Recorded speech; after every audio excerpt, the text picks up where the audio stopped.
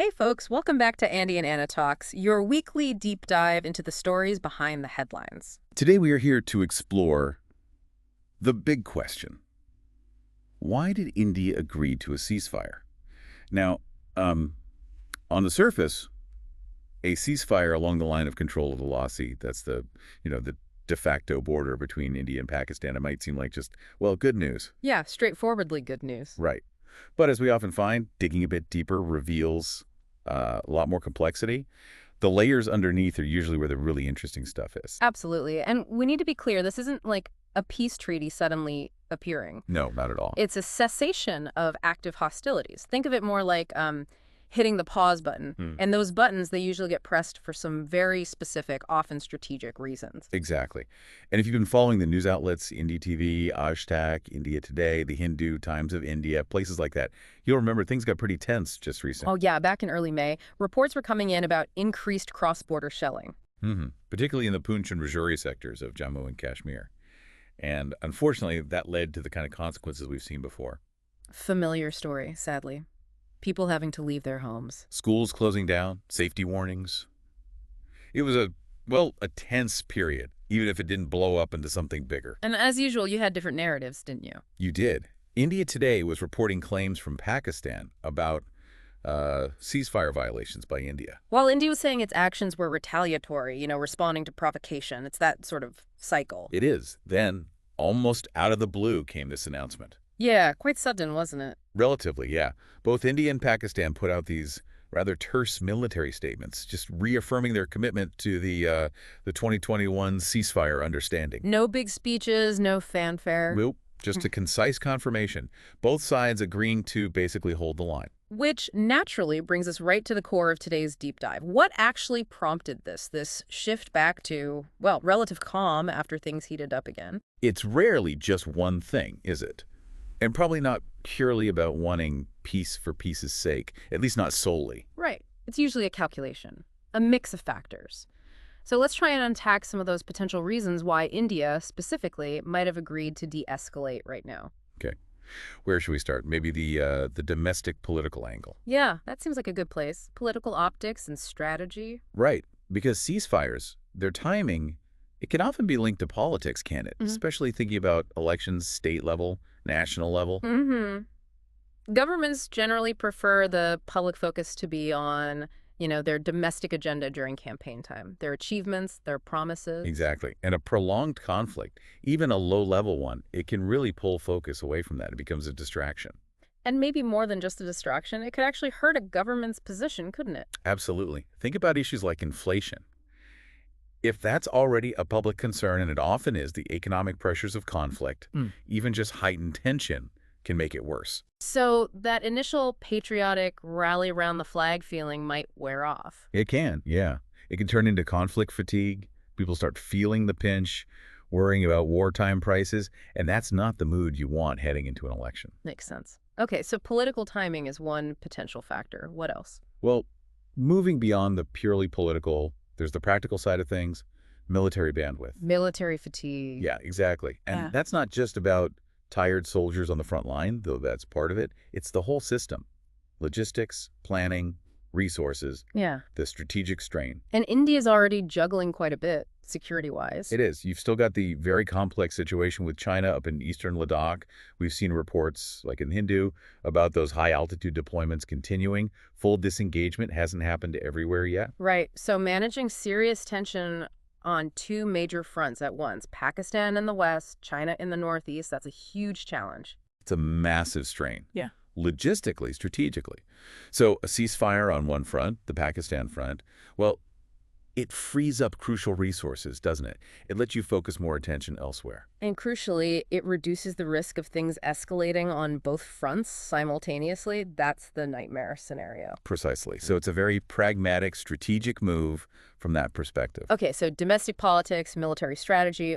What about the outside world? International pressure. Ah, yes, the international dimension. It's always there, even if it's not always visible. You mean pressure from other countries? Potentially, yes. Think about the U.S. They have a strong partnership with India, but they also have a big interest in regional stability. It affects their investments, supply chains, all sorts. Major instability isn't good for business. And China. despite their relationship with Pakistan. Well, China's perspective is complex, obviously, but a major India-Pakistan conflict probably isn't in their interest either, especially given their own focus on economic stability. So you might have different powers for different reasons, quietly favoring de-escalation. And maybe not just the big powers. Right. You also have organizations like the UN. They often engage in quiet, behind-the-scenes diplomacy, trying to facilitate communication, nudge things towards calm. So even if it's not overt, this kind of international concern can build up. It can. And it can reach a point where agreeing to a ceasefire just looks like the most, well, sensible and responsible option on the world stage. Okay, that brings us to another big factor, I guess, the money. The economics, yes, absolutely critical. Warfare, even just sustained high tension, is expensive, very expensive. Especially for a developing economy like India's, right? Trying to recover post-pandemic, hitting those GDP targets. Exactly. Conflict, or even just the serious threat of it, makes investors nervous. It can put a damper on foreign direct investment, hurt tourism. And India has these big ambitions at the moment, doesn't it? Leading the G20, pushing semiconductor manufacturing, the space program. All of that. And regional instability, constant friction with a neighbor, it just casts a shadow over those efforts. It can make international partners a bit more hesitant, you know? Yeah, it doesn't project the image of stability that helps attract investment and collaboration. Precisely.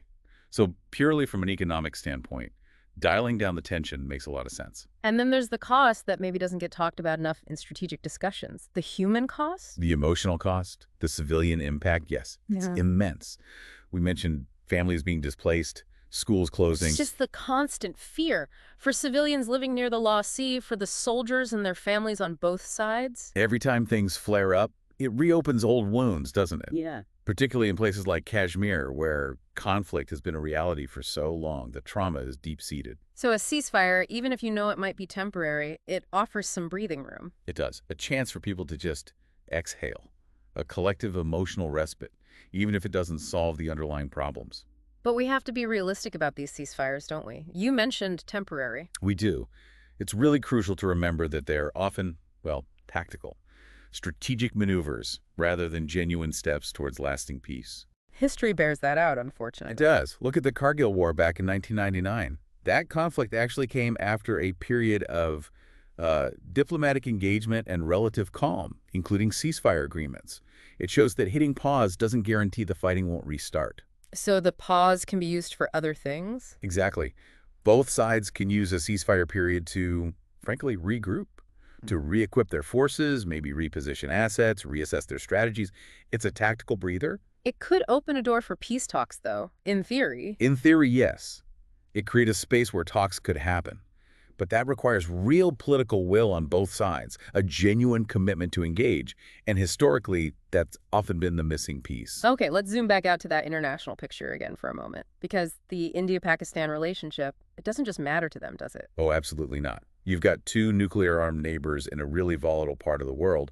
What happens between them has ripple effects. So the big players, the U.S., China, Russia, they're always watching. Always. They all have significant strategic and economic interests tied up in the stability of that region. Think about trade routes, energy prices, diplomatic alignments. Instability there is bad news for everyone. And it's probably why we hear about this backdoor diplomacy sometimes, especially when tensions are high. For sure. A lot of quiet conversations happen, trying to prevent things from spiraling out of control. And linking back to what we said earlier, there's also the element of global image. How so? Well, if India wants to project itself as a rising, responsible global power, emphasizing things like soft power, diplomacy then being seen to choose de-escalation over conflict fits that narrative. Agreeing to a ceasefire can enhance that image. Right. It looks more constructive on the world stage. Exactly. There's one more angle, maybe related to the human cost we discussed, the psychological impact. Yes. The long-term toll. It's easy for us, perhaps sitting far away, to see headlines about skirmishes and maybe become a bit numb to it. But if you live there... If you live near the border, it's completely different. That prolonged conflict, even the low-level stuff, it just erodes any sense of normal life.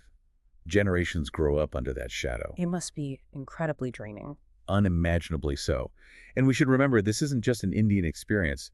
Civilians and soldiers on the Pakistani side face similar anxieties, similar trauma. There's a shared history there, shared languages in many cases, and, well, a shared kind of heartbreak underlying the politics. Yeah. Which leads to that idea you mentioned earlier, generational fatigue. Right, this idea that hostility becomes inherited, animosity passed down, making the idea of actual lasting peace feel, well, almost impossible sometimes. It becomes harder and harder to imagine a different future. So where does that leave us now? We have the ceasefire. It's holding for now. The immediate crisis seems to have passed. For now, yes. The guns are quieter along the Law Sea. But as we've discussed, the reasons behind the ceasefire are complex, and the underlying issues, the core disagreements, they haven't gone away. It really makes you pause and think about the people caught in the middle of all this, their hopes, their fears. It does. And it brings us back to that fundamental question. Is real, lasting peace between India and Pakistan something that's actually achievable? Or are these ceasefires just, temporary breaks, pauses in a cycle that seems destined to repeat? That's the big question, isn't it? And it's something we'd really like you, the listener, to chew on. Do you believe lasting peace between India and Pakistan is possible in our lifetime? Or is this ceasefire just maybe a snake break in a never-ending argument? It's a heavy question, but an important one. Thank you for joining us for this deep dive today. As always, we encourage you to keep thinking critically about these complex global issues. Yeah, thanks for tuning in. Until our next deep dive, take care.